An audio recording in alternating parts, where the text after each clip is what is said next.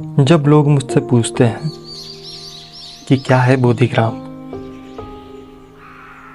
तो मेरा जवाब होता है बोधिग्राम आपका, मेरा, हमारा और हम सबका घर है।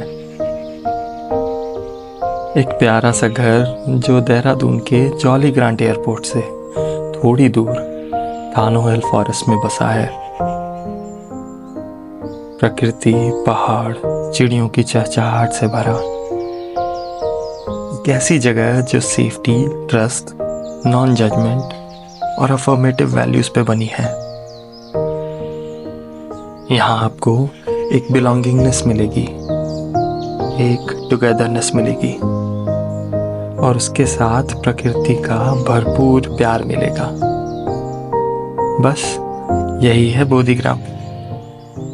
कब आ रहे हैं आप बोधिग्राम से मिलने?